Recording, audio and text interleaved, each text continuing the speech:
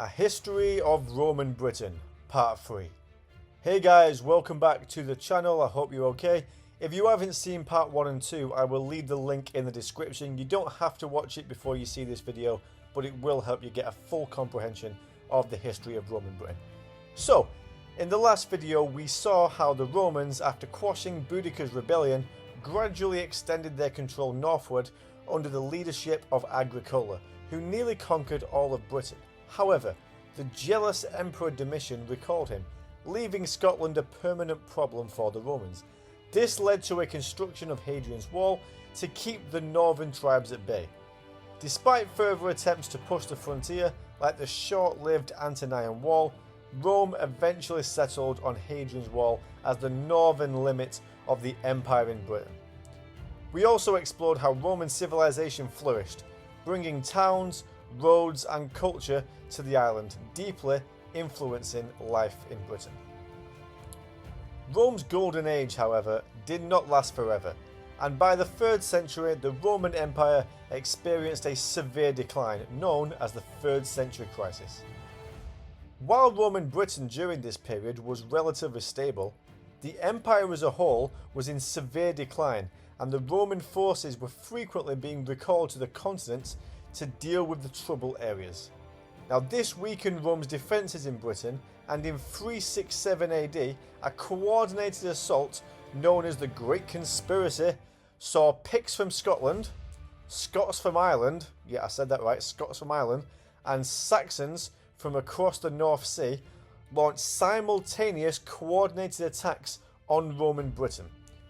While Roman forces were able to quash the attack, the Great Conspiracy was a stark reminder that Roman control was not as formidable as it had once seemed.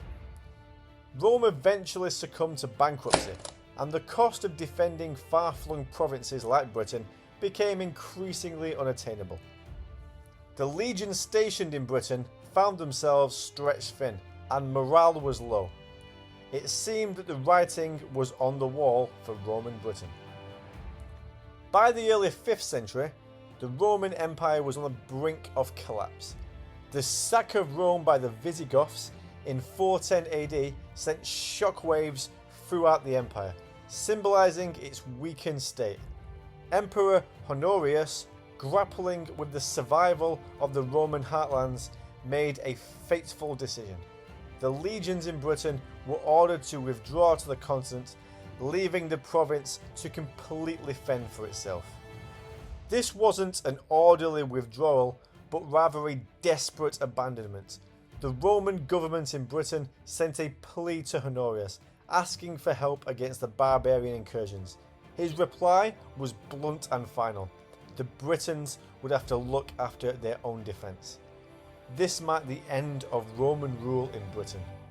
The year 410 AD is often cited as the official end of Roman Britain, but the reality was more of a gradual fading out, rather than a sudden departure.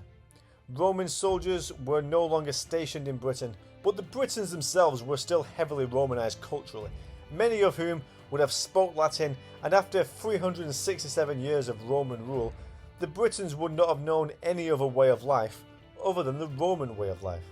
In the wake of the Roman departure, Britain was plunged into a period of turmoil and fragmentation. Without the structure and protection of Roman authority, local leaders began to vie for power, similar to what many local warlords did in Africa at the end of colonisation. The once thriving towns and cities that had flourished under Roman rule started to decay as trade dwindled and the infrastructure deteriorated. The Britons, now on their own, faced increasing threats from outside forces. One such leader who rose to prominence during this period was Vortigern, a British warlord or king, according to later sources, invited Saxon mercenaries to Britain to help defend against the Picts in Scotland. This decision was arguably the most important decision in British history, and often it doesn't even get a mention. Most people in our school systems know how many wives Henry VIII had, but they've never even heard of Vortigern. His significance to British history was so much more. The Saxons along with the Angles and Jutes, hence the name Anglo-Saxon, were Germanic tribes from what is now Denmark, Germany and the Netherlands. Initially, they came as hired muscle, but as soon as they realised the wealth and land that Britain had to offer, they also realised that the native Britons had an easier life under Roman rule and had become soft. They were no longer fighters like they were in the olden days under Boudicca. Now, being the crafty little scamps that they were, the Anglo-Saxons turned their hired muscle into a full-scale invasion. The Anglo-Saxons were like the Vikings before the Vikings, which is ironic as 300 years later, the Anglo-Saxon England would be invaded by, you've guessed it, the Vikings. Sometimes karma takes a little while to work. The arrival of the Anglo-Saxons marked the beginning of a new era in British history. The native Britons were gradually pushed westwards into what is now Wales, Cornwall and parts of Scotland. The Anglo-Saxons established a series of kingdoms that would eventually coalesce into what is now recognised as England. Roman Britain, with its villas, baths and Latin inscriptions, was slowly buried under the weight of history, giving way to the Anglo-Saxon era. Now, it's worth noting that Britons were pushed westwards, yes, that's true, but it's rather simplistic and they would have been interbreeding to some level. Although the Romans were gone, their influence lingered in Britain. Many of the towns founded by the Romans, such as Londinium, Eboracum, and continued to exist, albeit in a much reduced form. The Roman roads too remained vital arteries of communication and trade long after the legions had left. Roman law, Christianity, and aspects of Roman culture also left an indelible mark on the island.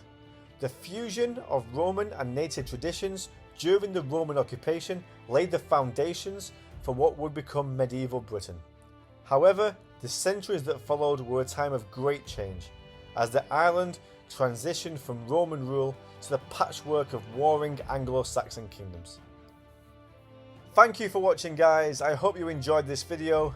Please leave a like and subscribe, leave a comment as well, and I will see you in the next one. Goodbye.